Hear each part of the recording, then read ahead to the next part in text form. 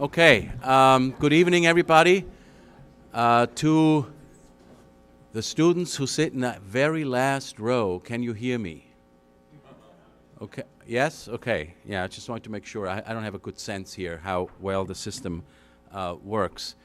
I'd like to welcome you all to tonight's event. My name is Werner Steger, and I'm a professor of history, and currently the Greenspan Trust Handel Foundation Endowed Chair in Holocaust and Genocide Studies for this academic year.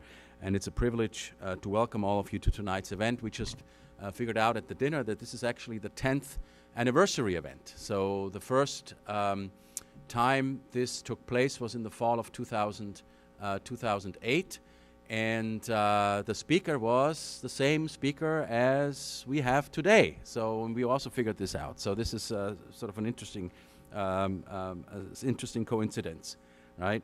On April 12th this year, the Washington Post cited a study conducted by the Conference on Jewish Material Claims against Germany that found that 2/3 of millennials cannot identify what Auschwitz is.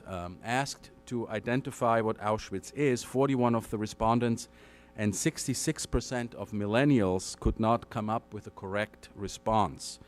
Matthew Bronfman, a board member of the Conference on Jewish Material Claims against Germany, said that, quote, as we get farther away from the actual events, 70 plus years now, it becomes less forefront of what people are talking about or discussing or learning, end of quote.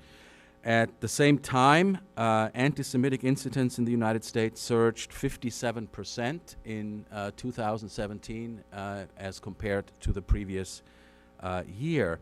And these data make Holocaust education, I think, a pressing concern. And this is why events like tonight's continue to be, I think, of the greatest relevance. Tonight's lecture has been made possible by the generous Greenspan Trust Handel Foundation Endowed Chair in Holocaust and Genocide Studies. Bern and Shirley Handel are in the audience, and I would like to recognize them as the contributors and generous donors they are to the college. Thank you. They're right here, okay? The Greenspan Trust and the Handel Foundation obviously are essential to make Holocaust education here at the college really a part of the curriculum, to teach the class and to teach a class, and to also have these lectures on a consistent basis. The Handel certainly deserve the lion's credit for that. Now,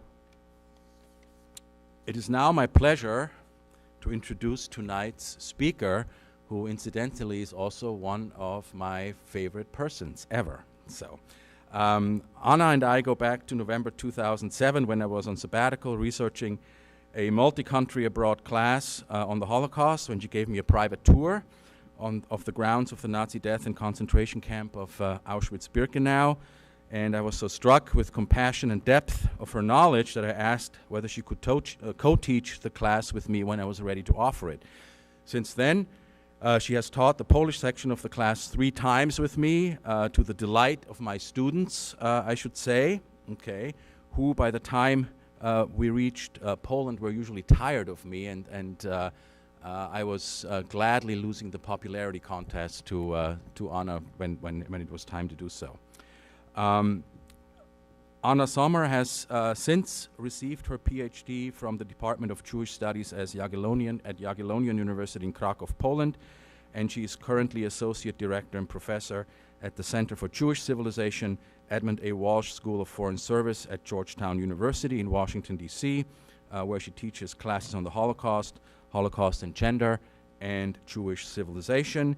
She is the author of She'erit HaPleta, Surviving Remnant, the Activities of the American Jewish Joint Distribution Committee in Poland, 1945 to 1989, which was published in Polish in 2014, and co-author of Rescue, Relief, and Renewal, 100 Years of the Joint in Poland, which was also published in 2014. In the same year, she co-curated an exhibition of the same title. She's also the author of numerous scholarly and critical essays on Holocaust memory and the history of the Jews in post-World War II Poland. Her most recent writings include The Survival of Yiddishkeit, Impact of the American Jewish Joint Distribution Committee on Jewish Education in Poland, 1945 to 1989. Since 1998, she also has been serving as a guide and educator at the State Museum of Auschwitz-Birkenau in Oswiecim in Poland. So please join me in welcoming Dr. Anna Sommer Schneider, who will talk to us on the meaning and ramifications of Poland's new Holocaust law. And before I go, just a quick note, there will be a brief Q&A session afterwards, okay? So please stay put, and Dr. Anna Sommer will take over from here.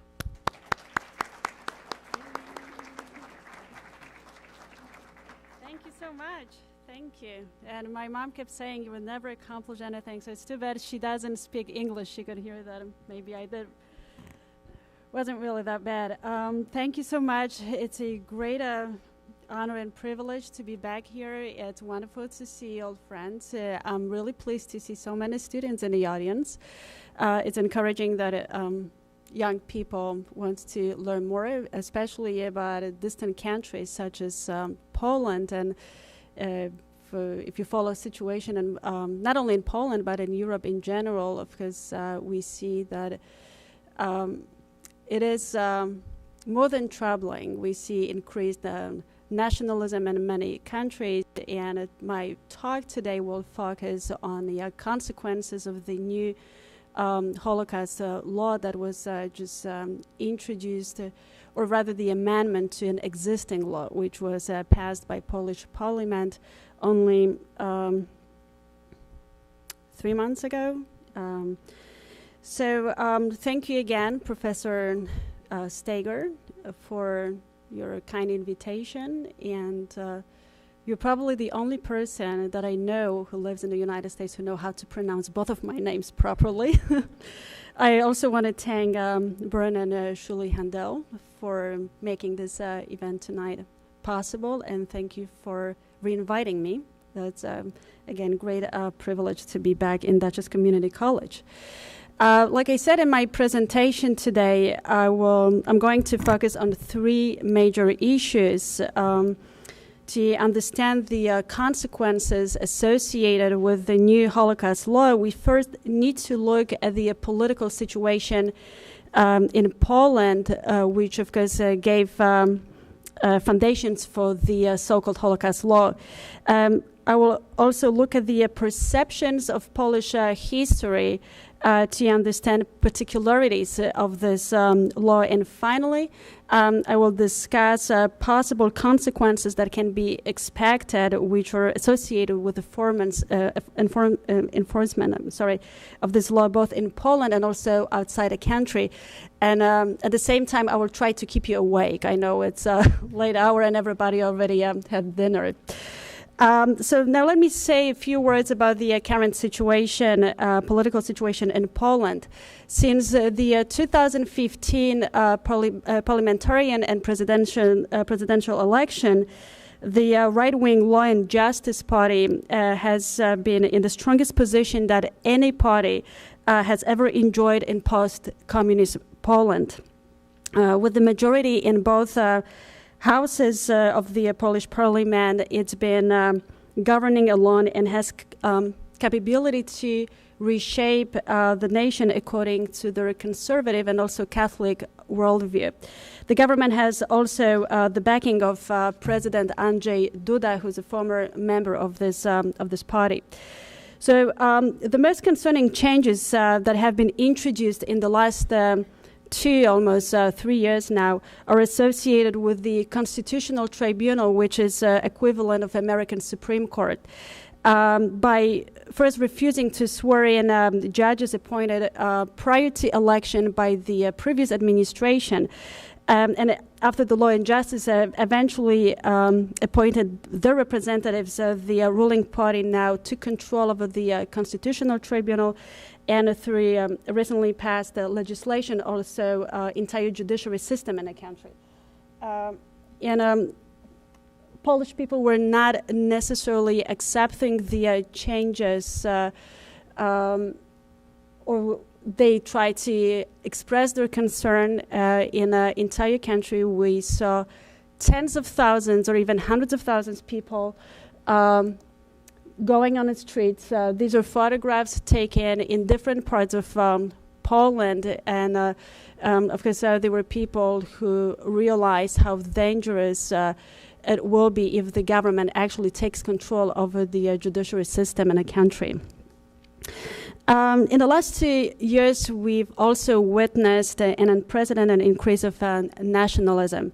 And just to give a couple examples, National Radical Camp, or National Radical Camp's members, first appeared in the cathedral in Białystok, which is a Polish town in eastern Poland, in 2016, which was soon followed by similar manifestations in other parts of the country.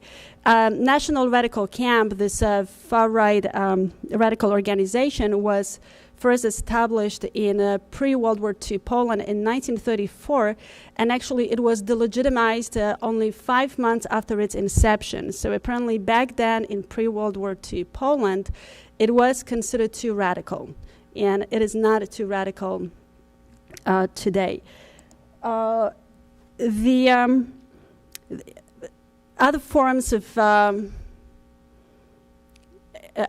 of manifestation of the nationalism has been also expressed by a pilgrimage of soccer fans to Częstochowa Monastery, which is probably the holiest of the holy places in a Polish Catholic tradition. Polish soccer fans are actually known for their nationalistic and anti-Semitic leaning. So, for example, actually, I'm going to go back. One of the banners that we see in a top photograph bears inscription, "Death to the enemies of the homeland." And it was not, I'm not even sure how to put this in words, strong enough, concerning enough for the Catholic clergy to bless, to give benediction to the pilgrims, to people who were present at this holy place in Polish history. Finally, last year, and this is also the same, rarely the same gathering in the Częstochowa Monastery. Last year, on November 11, some 60,000 people marched through Warsaw to mark Poland's Independence Day. And even though it looked like a nice family gathering next to the parents with their children, we can also see far-right nationalists who carried banners that read "Poland for Poles," "Death to the enemies of the homeland," "Clean blood," "White Europe," or finally, "Europe will be white or uninhabited."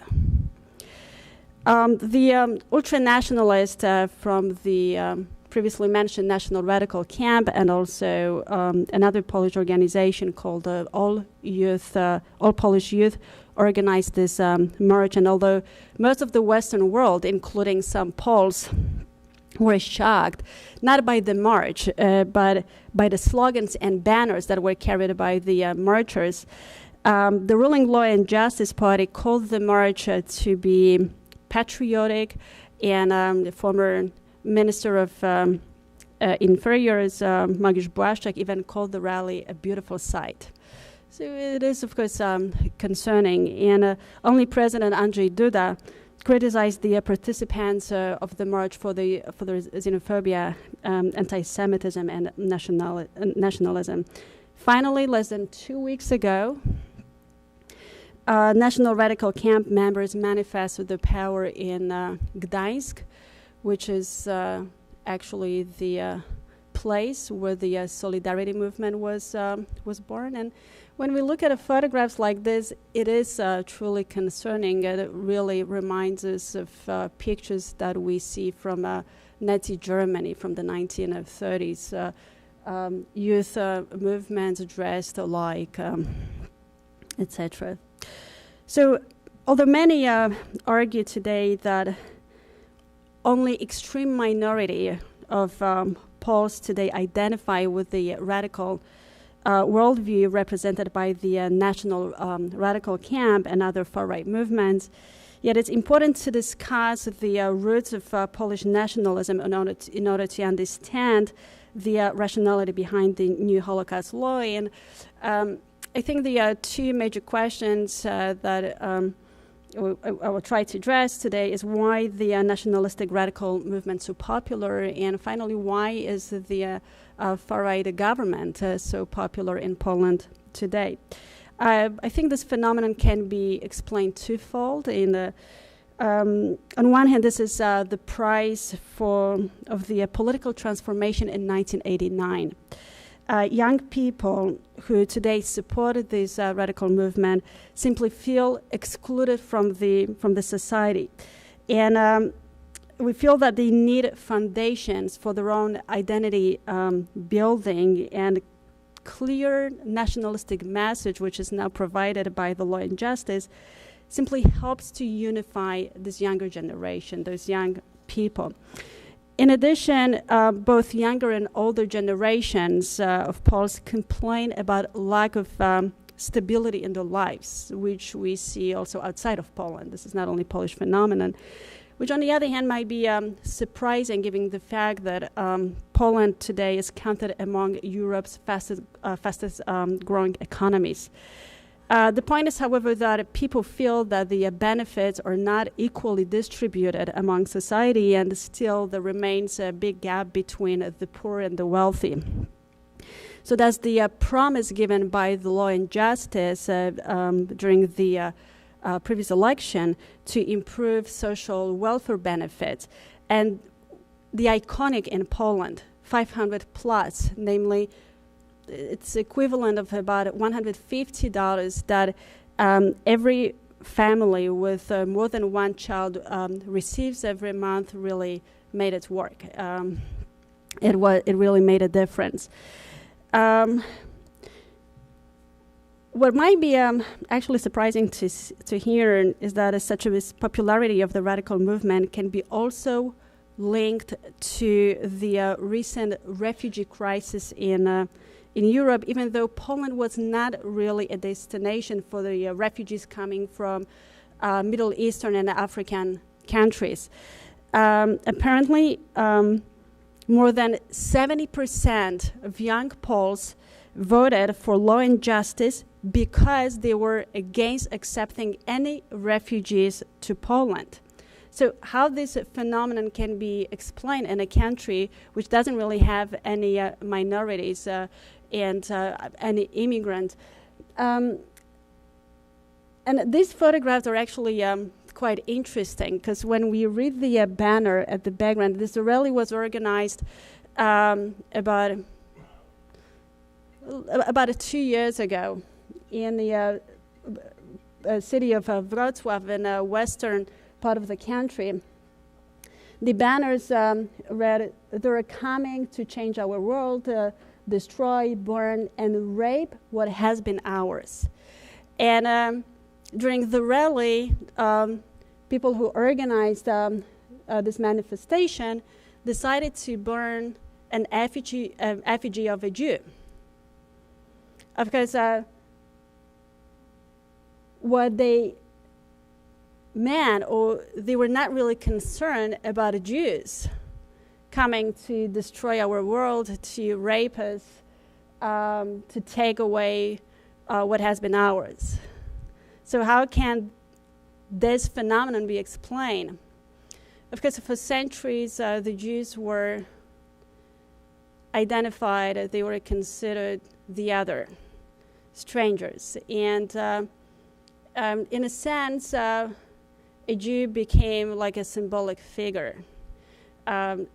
So by burning the effigy of a Jew, the organizers of this rally tried to show that the refugees are our eternal enemies, just like the Jews have always been. So, again, how this phenomenon, how can this phenomenon be explained? Unlike many other European countries, since the end of World War II, Poland has been virtually a homogeneous country, with the white Catholics comprising more than 90% of the population. Currently, fourth generation of Poles has been raised in ethnically homogeneous Poland. So lack of direct contact with people representing different religions, different cultures, and also proper education free of simplifications, of course, results in a growth of xenophobia and also hatred among younger generations. Currently, Poland doesn't really have also any institutions that would help to fight xenophobia, racism, anti-Semitism in the country. The only governmental body, like a Council for the Prevention of Racial and Discrimination, Xenophobia, and Related Intolerance, was terminated right after the 2015 election. So the fear of Islam among young voters can also be explained by negative campaign, which was launched in media, which of course created a distorted picture of Islam and the Muslim community. During the 2015 election, political leaders of the ruling party frequently associated Muslim refugees with terrorism. So, but of course, such popularity of the far-right political party can be explained by many different factors, and economy discontent and refugee crisis are only part of the reason for the far-right strength in Poland. I believe the radical sentiments are just deeply rooted in the country's history, and the idea that only Catholics make good Poles doesn't really come from contemporary far-right politicians, but it's dating back. It goes back to the pre-World War II Poland and right-wing political leader Roman Dmowski. So Poland has, as you may be aware, has a very long history of nation building, repeatedly interrupted by wars and occupation, which provides right-wing activists with a rich supply of what we call martyrdom rhetoric. This Polish nationalism can be, in fact, found in a deeply rooted tradition of, let's call this patriotism, and the myth of Poland being like a Christ of nations. This romantic vision and messianic complex was first voiced by romantic poet and activist Adam Mickiewicz during the period of partition. So we are talking about 18th, 19th century, when Poland virtually banished from the map of Europe altogether for about 123 years. And in his epic poems, Mickiewicz championed the country as the Christ of nation, while claiming that Poland's suffering eventually would save Europe as a whole. So this is why Polish people today unwillingly share their sorrow with others, and this is what we call competition and suffering, right? And furthermore, the myth of victimhood does not allow Polish people to look at themselves as victimizers, which of course lies at the core of this new Holocaust law. Ironically, the more Polish people learn about their, or should I say our difficult past, the more we reject or even deny the truth about the past events.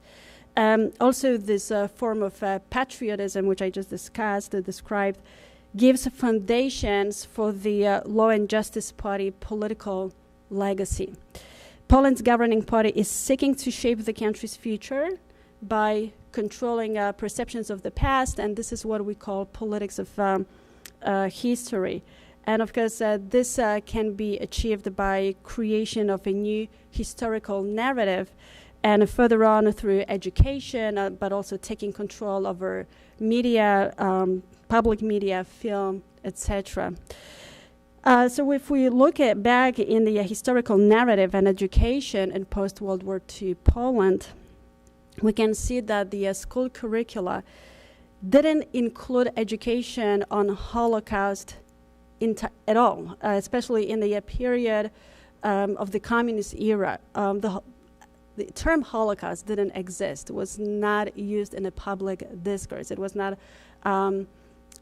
until the transformation when we introduced that phrase, that term Holocaust, into public discourse.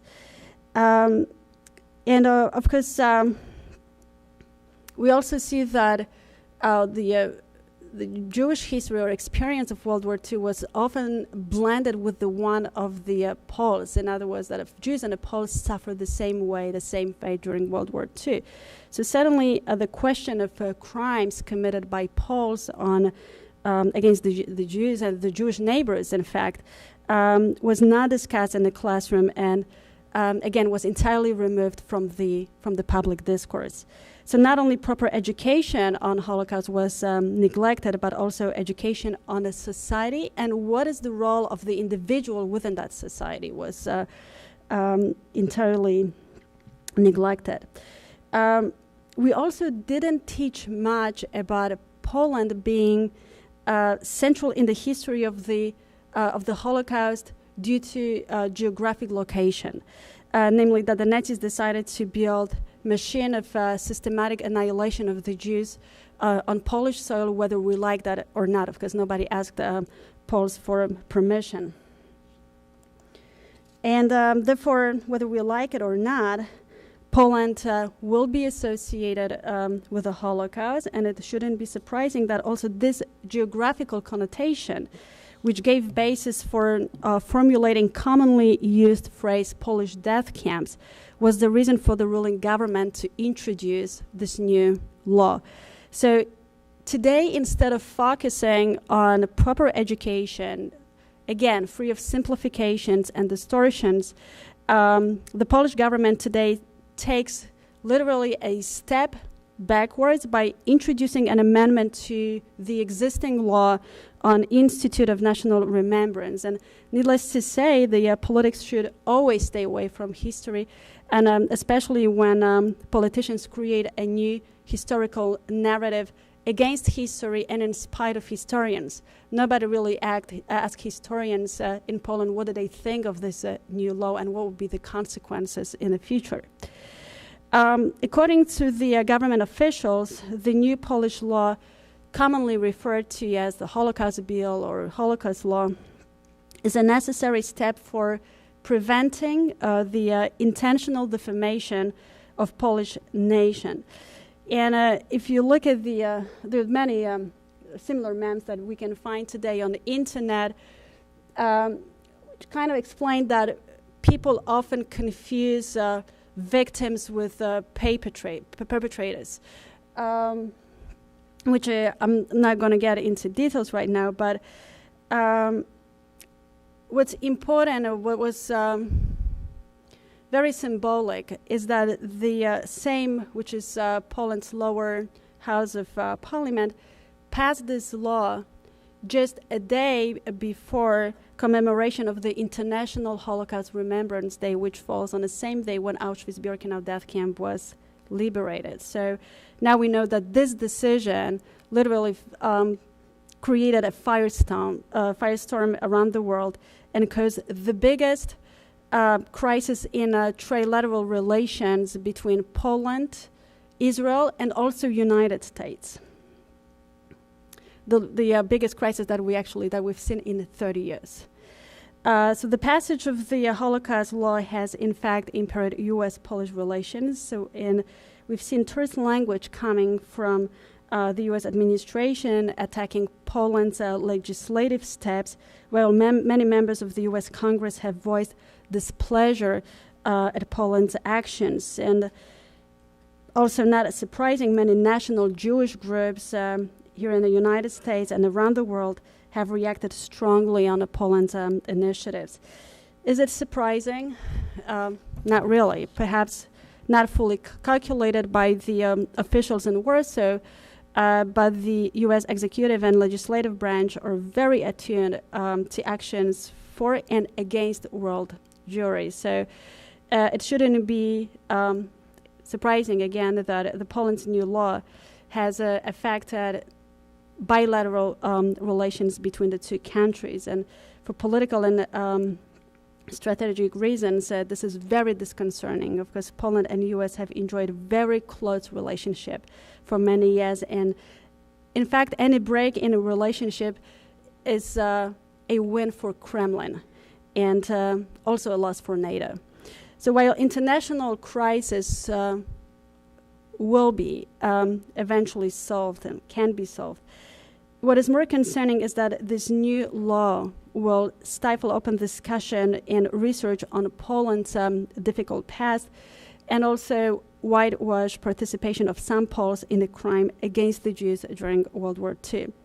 Consequently, Poland's younger generations will be educated in the historical narrative of innocence and victimhood again. So that's what we've seen for decades in Poland.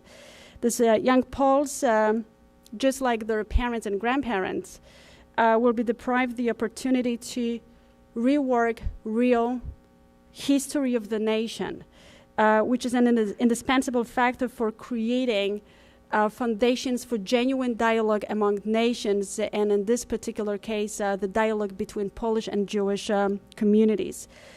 So now let me say a few words about the particulars of this law and what are the political and legal consequences that can be expected. What really stands behind this new law? Polish Prime Minister Mateusz Morawiecki reminded us, recently explained, that the purpose of the amendment passed by the Sejm after 2 years of legislative work was to eliminate public and contrary to fact attributes what attributes the responsibility or co-responsibility for Nazi crimes committed by the Third Reich to the Polish nation or the Polish state. So using expressions such as Polish death camps, according to Polish officials, was just one of the manifestations of such conduct. Also, Jarosław Kaczyński, who is the leader of the ruling Law and Justice Party, reminds us that we, namely we the Poles, have to defend our history and our national dignity. And this question is repeated like mantra. We hear it over and over again. We have to defend our dignity. We have to defend our national history. Of course, this notion, again, fits into a narrative about Polish perennial victimhood and suffering. Many historians and scholars believed that the government's goal is to create a new discourse in Holocaust education, namely to talk about Polish-Jewish relations during the Holocaust only from the perspective of the righteous Gentiles, in other words, the Poles who rescued the Jews during World War II. And the Ulma family, from this photograph family that was killed along with the Jews that they were hiding, has become a symbol of Polish sacrifice during the German occupation. Józef and Victoria Ulma were Polish farmers who lived in a small town of Markowa in the county of Łańcut. If anybody has been to Poland or has any relatives coming from Poland, perhaps you're familiar with that part of the country. And like many other residents of Markowa, in the summer of 1942, they witnessed mass executions of the Jews. Eventually, some of those people managed to escape. They survived the executions that were conducted by the Nazis in that town.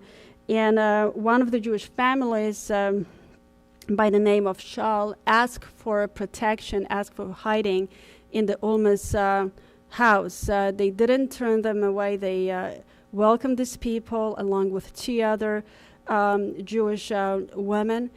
And even though their house was on the outskirts of the town, it was away from anything, eventually the family was denounced. And even though there's no evidence who did that, it's quite possible that they were turned in by Włodzimierz Leich, who was asked to take care of the Schell's family property, and probably he turned them in order to take over the property. So after those 4 Jews who were hiding in that house were executed, also the entire Ulma family, including Victoria, who was 7 months pregnant back then, her husband Joseph, and their 6 little children. The oldest child was in 1st grade at that time. Yehuda Ehrlich, who was hiding not far from Markova, he described the immense impact of the murder of the Ulma family, the impact that it made on the entire village. Quote, "These were hard times for them, for the family that was hiding, Yehuda Ehrlich and his family. Searches were conducted both by the Germans and by the Polish peasants themselves who wanted to find the hiding Jews. In the spring of 1944, a Jewish family was discovered hiding with Polish peasants. The Polish family, 8 souls, including the pregnant wife, so he's describing the Ulma family, was killed with the refugees. As a result, there was enormous panic among other Polish peasants who were hiding Jews. The morning after, 24 corpses of Jews were discovered in the fields. They had been murdered by the peasants themselves, who had given them refuge for 20 months. End of quote.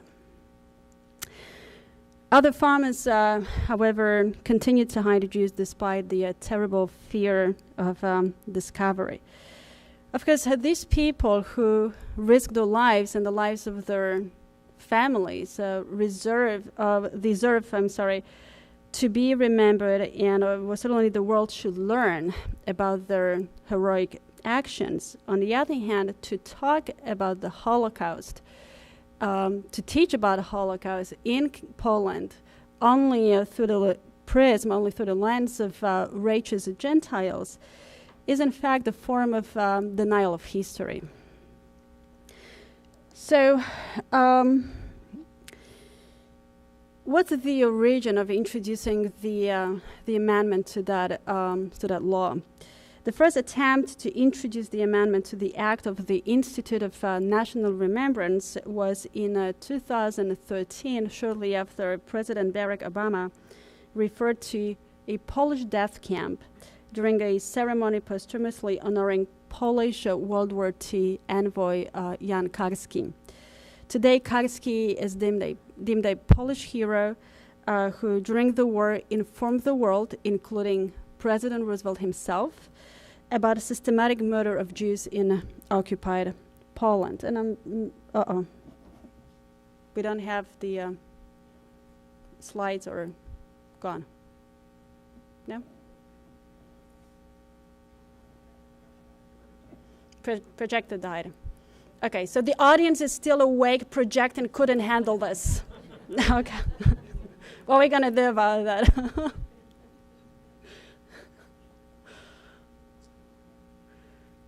All right, I can continue with that. But what's ironic, and the next slide shows an article which was actually introduced by Jan Karski himself, who in 1944, in the article which he wrote for American magazine Collier's, actually he introduced the phrase Polish death camps. And in the same article, he was even talking about Jewish death camps. So, of course, he didn't mean that they were the camps which were set up for the Jews to murder the Jews. He also didn't mean that they were the camps which were established for the Poles to kill the Jews. He was just referring to geographical location. But while we all agree that the commonly used phrase Polish death camps is in fact harmful distortion or historical misinterpretation, implying that the Poles and not the Nazis built the camps on occupied Polish soil.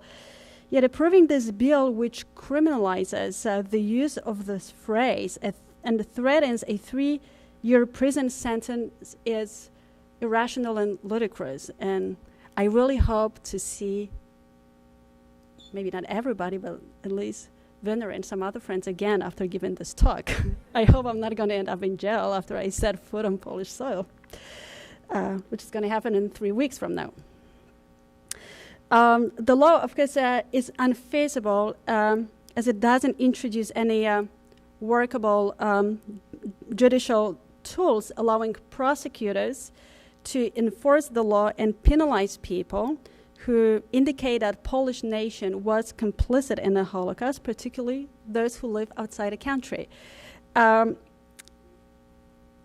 cannot imagine that Polish prosecutors can expect that foreign countries, including Israel or America, for example, will extradite their citizens to Poland for alleged crime which is not punishable in their countries. It doesn't really make any sense. Ironically, Polish Minister of Justice Zbigniew Ziobro, whose office introduced the bill, recently said, as Poland's general prosecutor, that some of the law provisions are just unconstitutional.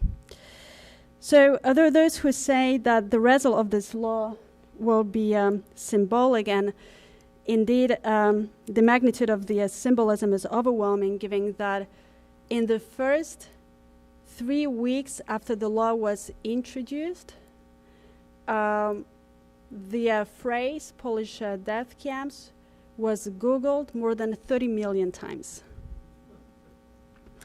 And I was hoping to show that in a slide. We can see in diagrams this spike, how things really changed over the course of only 2 or 3 weeks. So the truth is that this law defamed Poland and a lot more than the phrase Polish death camps in the last few decades. So a key legal issue is that the new law, in fact, doesn't mention the phrase Polish death camps at all. Instead, it aims to criminalize any indication that the Polish nation was complicit in a Holocaust. In Article 55A, I don't have the slide that I can use, but I know that there is some. Yes, we have a print of the law if anybody's interested. On the screens, yeah, that's fine. But I can read at least this one provision, Article 55A of the law, which reads, whoever publicly and contrary to the fact attributes to the Polish nation or to the Polish state responsibility or co-responsibility for the Nazi crimes committed by the German Third Reich shall be liable to a fine or deprivation of liberty for up to 3 years. The judgment shall be communicated to the public. End of quote. The likelihood outcome of this language and possibly intended by the drafter is that the law, again, like I said, will stifle open discussion on Polish participation in crimes of World War II and facilitate the distortions of historic truth. What is even more concerning is that the Holocaust bill, this Holocaust law, will restrict freedom of speech, which is protected by Polish constitution.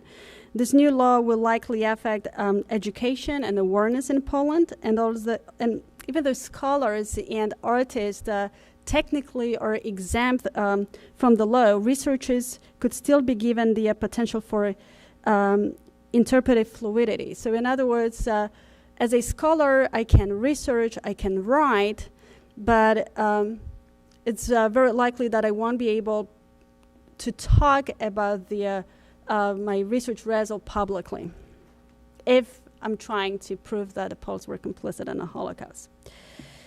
So let me say that since the end of World War II, of course, the world has looked at the history of Jews in Poland mostly through the prism of gas chambers and crematoria, which of course is not surprising at all. But at the same time, a vibrant Jewish heritage has been overshadowed by the atrocities perpetrated by the Nazis and their accomplices. How many visitors to Poland remember the rich contributions of Jewish community in cities like Krakow, for example? Few have ever heard about the diverse religious rights and political convictions of the Jewish community in Oświęcim.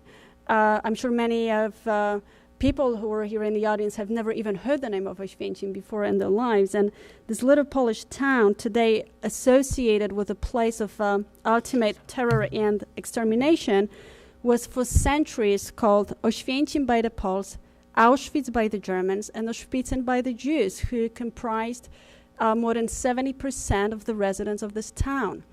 So even the name of Auschwitz was used for centuries before the Nazis eventually annexed this part of Poland to Germany. But however, in Poland for decades following World War II, Jewish history and the Jewish experience of the war was not incorporated into Polish narrative. In other words, Poles were, the Jews and Jewish history was presented as the history of the strangers, of others who lived in our soil. And maybe I exaggerate, but as a student in Poland, I never really got a sense that that the Jews were our countrymen, that we all contributed, that they contributed to our history and culture, that we were like one nation. Like I said, the Jews were considered the other by the majority of the Polish population during and after the war. And also the myth of victimhood would not allow Polish people to look at themselves as victimizers. Over the last 7 decades, we never really honestly addressed this issue. I started working in Auschwitz, oh my God, in 1997. It sounds like a long time ago. And it was not until I started working with English-speaking groups, with Jewish groups coming from different countries, mostly the United States, when I first heard about pogroms or anti-Semitism in Poland after the Holocaust. That was not a part of our education. We were never told or thought that about symbolic Kielce pogrom, which occurred just a year after Auschwitz was liberated. And in that pogrom, there were more than 40 Jewish people killed. So, of course, this is a very complex history. It needs to be emphasized, though, that Polish state apparatus, the government, let me put it that way, didn't exist during the war. Right? But there was a Polish government in exile in London, and so there's no Polish administration back then in Poland. Nor did the entire Polish nation engaged in organized political collaboration with the Nazis or helped to build and run, like I said, a machine of systematic annihilation of the Jews, unlike many other European countries back then. And nevertheless, it would be irresponsible to downplay the responsibility of some Poles who willingly acted against, betrayed, or even murdered Jewish people during the Holocaust. So again, this law is a huge step backwards for Poland, and during the communism, the memory of the Holocaust was distorted, and public, including intellectuals, couldn't openly talk about this very dark period of Polish history. And it feels like this new legislation reverts to that dark period of Polish history. And needless to say, it will also nullify 2 decades of work of Polish NGOs, which introduced important educational and research programs across the country. Thanks to their efforts, young people could find vital support in researching the history of their pre-World War II communities. during their study and research programs. And I'm thinking now specifically of one organization, Forum for Polish Jewish for Dialogue Among the Nations, Forum for Dialogue Among the Nations. They introduce just amazing program that really invites young Poles from small towns to research the history of the Jewish communities. And of course, the tens of thousands of young Poles who engaged in this, who were enrolled in this program, they could learn not only about Polish-Jewish coexistence, but at the same time they learned that many of the Jews who lived in their towns were eventually murdered by their neighbors, and sometimes they were grandparents of these children. So needless to say, today, of course, it will be more challenging for those people to talk openly about the past of these small communities. And of course, I'm not trying to say that the Poles didn't suffer during World War II. Of course, they did. They suffered immensely comparing to other European nations. Yet it is inadequate and wrong to equate suffering of Poles and the Jews during the Holocaust. And most importantly, being a victim does not rule out participation in a crime. So again, this new law not only will affect scholarly research and education about the Holocaust, but also the debate about Poland's difficult past, which was triggered many years ago by publication of Jan Tomasz Gross' book, Neighbors. In his book, this Polish-American scholar reckoned with the crime committed by Poles on their Jewish neighbors. And although for decades this topic was entirely ignored by historiography, the book opened a new chapter for discussion and scholarly research on Polish role in the Holocaust. And I have to admit, I didn't know until 2000 we were first introduced to this topic, even though I've worked at Auschwitz for a number of years already back then, about that scale of crime committed by Poles on the Jewish neighbors. So, of course, the Gross's book was like a pivotal moment in post-war history and research. Although some scholars expressed criticism of Gross's writing, the scale of the debate and also the scale of the reaction to his books shows that the goal was accomplished. Historians such as Jan Grabowski from Ottawa University followed on Gross's work and his research, and he eventually concluded that the Poles possibly killed directly or indirectly by betrayal during the war close to 200,000 Jews. Again, it is not to say that the entire Polish nation was involved in the murder of the Jews. On the contrary, people who were actively participating in the killing process were in minority, while the majority of the population remained passive or just indifferent for the crime. Yet the majority of the Poles today don't realize what was the fate of Jews during the war, particularly in their small communities. Knowledge of an average Pole is usually limited to very general information, very general history of World War II, and also the experience of their parents or the grandparents. Also, of course, as a consequence, history of the crime committed by some Poles on their Jewish neighbors is rejected or even denied. It's considered to be either inconceivable or just fictitious. So what's the purpose of this law, or what purpose does it really serve? I believe this law is not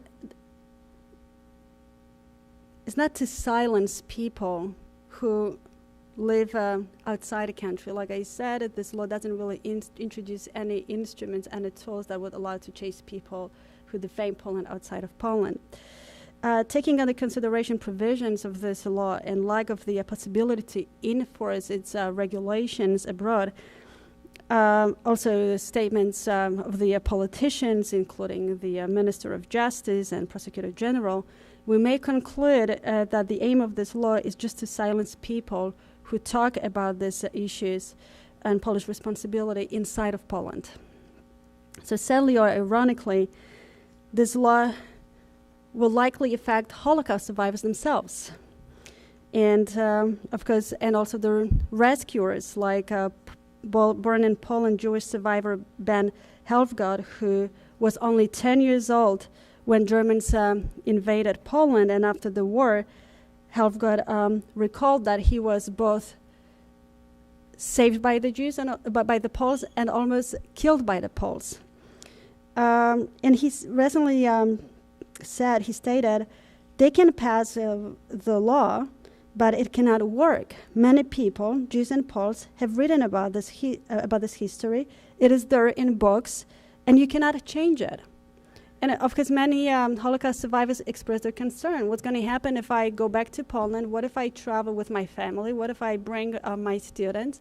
And I will be talking about those Poles who rescued me. But at the same time, I know that there were other Poles who killed my brother, for example, and we hear the stories. So what's going to happen to those Holocaust survivors who actually talk publicly about Polish complicity in a crime? Of course, in the discussion about this new law, many commentators have neglected to recognize that it has also reignited a new wave of anti-Semitism in Poland. Over the last 30 years, Poles and the Jews have worked together to create a narrative to fully explain complicated paths, and we were really successful.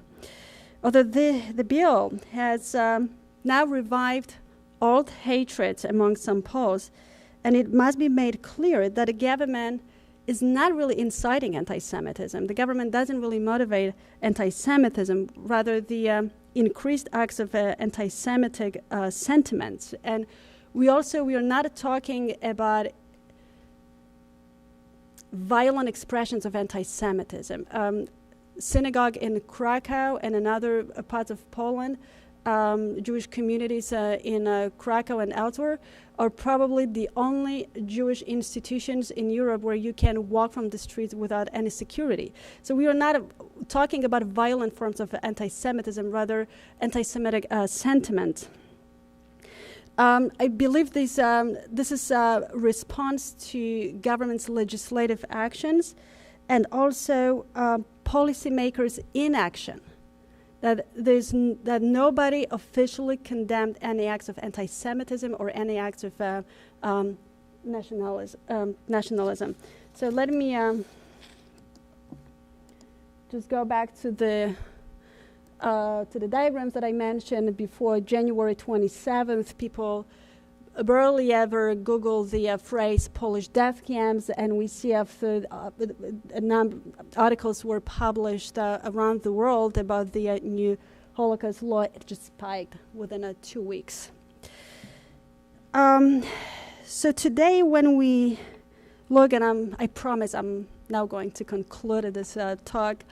Today when we look from the history's darkest field while pondering its future, one needs to remember that however we wish to perceive the past, we are now at this critical moment in history, and I believe we all understand why. The time is now to preserve history and memory, free of simplifications, distortions, instrumentalization, trivialization, and politicization. Certainly, this new law in its current form, if upheld by the reviewing Constitutional Tribunal, will make these efforts more difficult and also the more imperative. Thank you.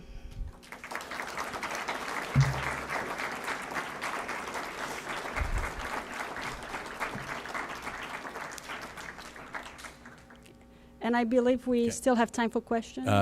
I think we still have time. So there's going to be a brief Q&A period. So I would like to ask everybody who has comments or questions, just sort of just limit yourself to questions. Okay, no counter lectures, please. Okay, So I'm going to start here with Bern. There is a right-wing movement in many parts of Europe today. There are other countries in Europe which equaled or even excelled the Germans and the Poles in wiping out Jews, such as Holland and France, where they really enjoyed killing a lot of Jews and did a better job of it.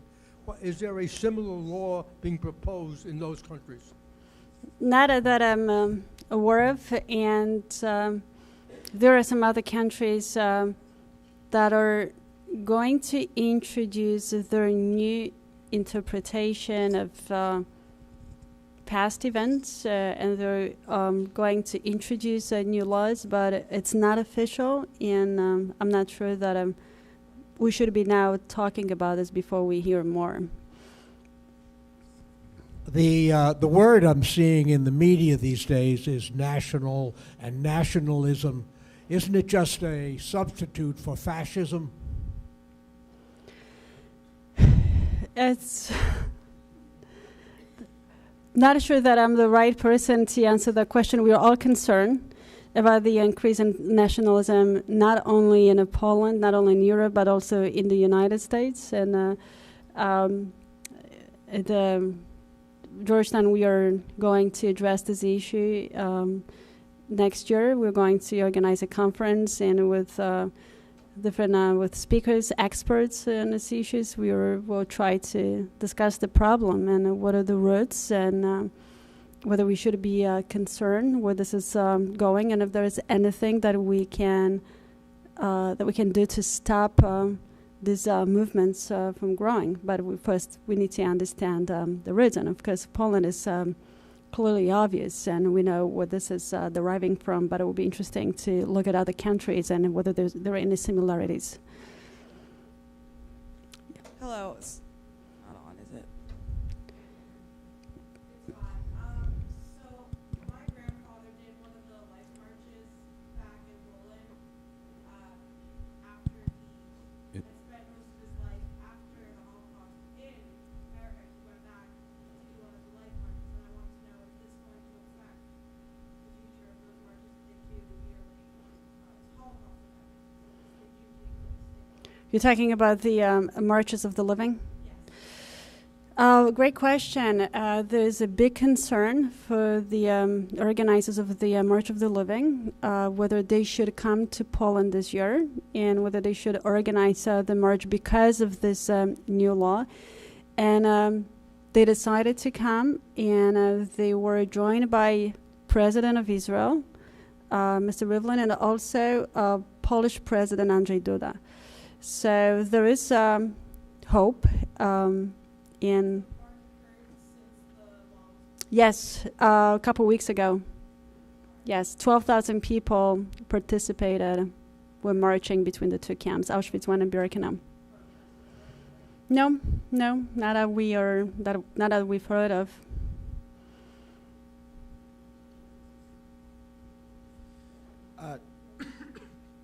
Yeah, I was. Wait, is this working? It is working. Yes, we can hear you. Okay. I was curious if this law was at all like that law they have in Turkey that bans referring to the Armenian genocide as a genocide. Like, are those similar, or like how it would be executed, I guess, or enforced? Well, we don't know how it will be executed, and if I survive summer in Poland, means that it's not as bad as we think. There is some. I'm not sure if I want to draw a parallel, but there is some similarities between the perception of the past and how certain governments, and we know how much Turkey has changed in the last several years, try to change the perception of the past by drawing new laws. And I haven't done an analysis of the two countries, but actually it'll be interesting to look at the impact of the law in Poland, or the motivations for the policymakers to introduce these laws in those two countries. So actually, thank you for raising that issue, and maybe after doing more research I can give a better answer.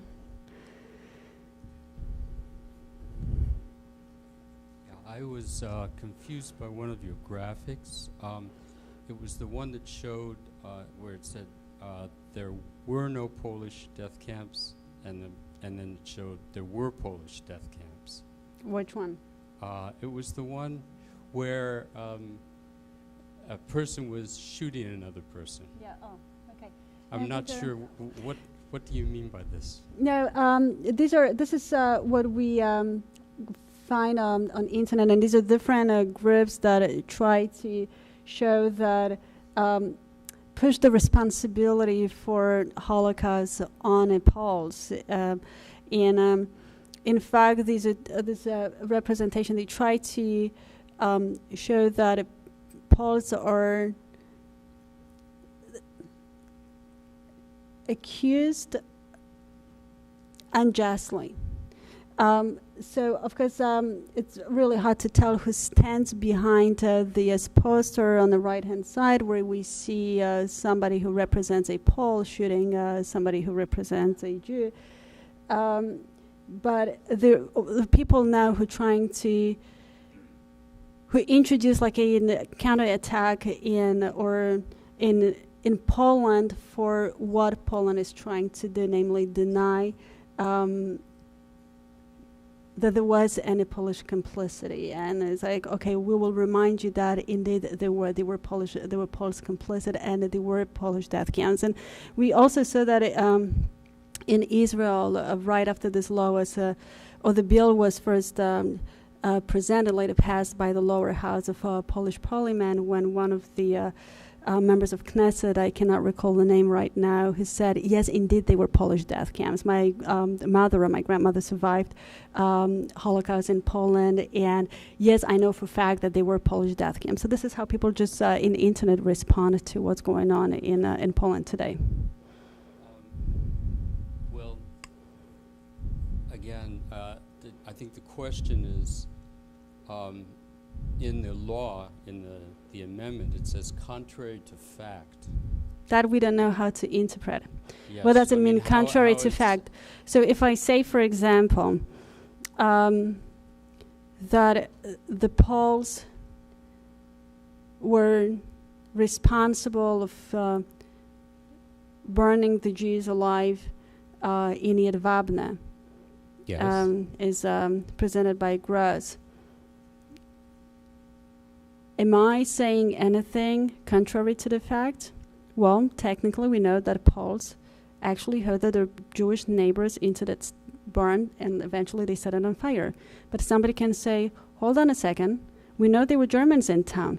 How do you know that these Poles were not really motivated by Germans, or Germans were not really standing behind this crime?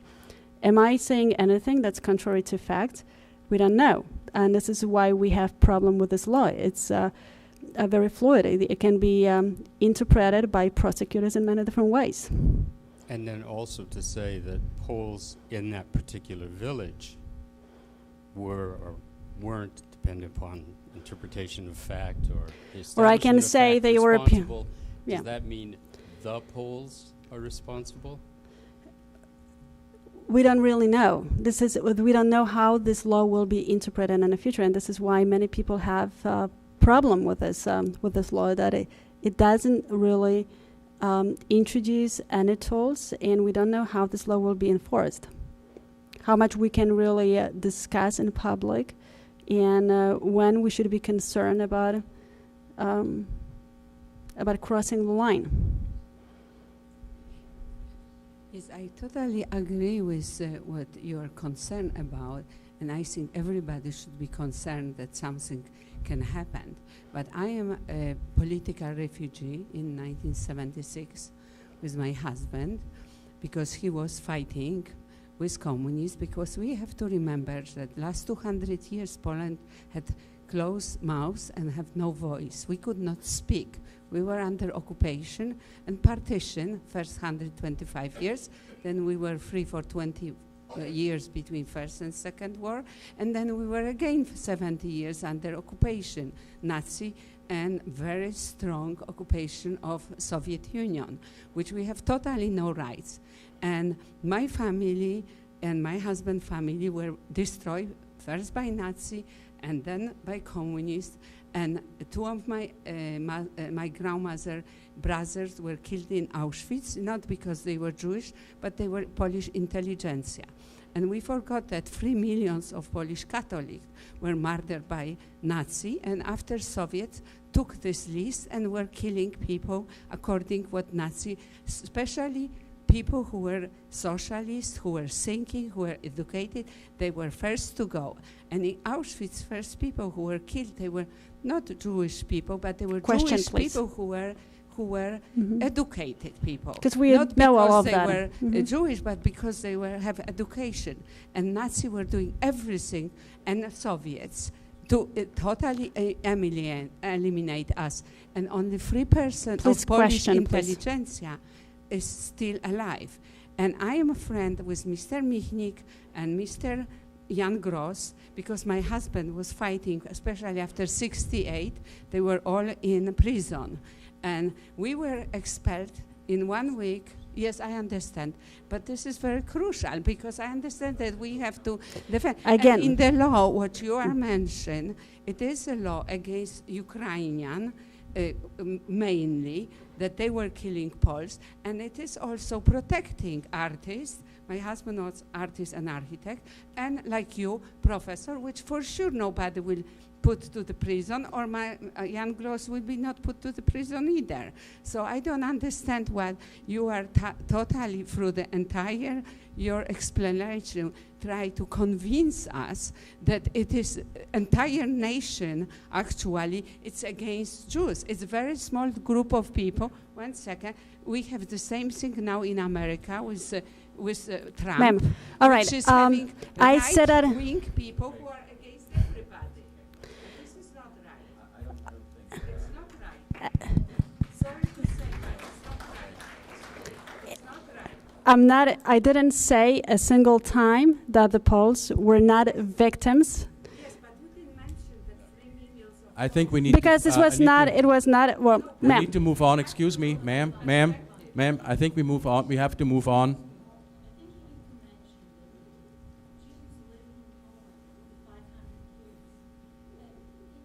For 1,000 years. No, not in peace, ma'am. No, they didn't live in peace.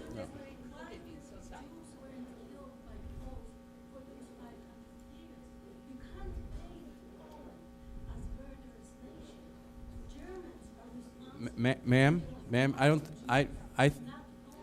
I don't think. This is the exact. Hold on, Anna, hold on. Ma'am, Okay. I want to make something clear, please. There was absolutely nothing in this lecture, if you listen closely to it, where the speaker has actually accused the Polish nation of any crimes. There was nothing in that lecture, okay? So we need to really pay close attention. And I think since this has become so heated, I think we probably should sort of conclude now and give her a round of applause. And if you have any questions, please come up to her and ask her, okay? But I think we have to conclude the event now, so thank you.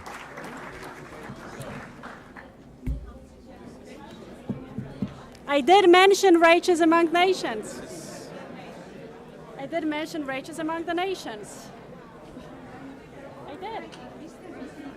Yeah, this is actually, that's exactly what I said in this presentation, and I wish I could explain that people, no, that we have really on Polish people existence. We have this absolutely distorted picture of our beautiful, lovely coexistence of our families. So we can talk more. That was wonderful. Thank you so much. She said in her lecture that there were 3 million Polish victims. No, she did. She said it was 200.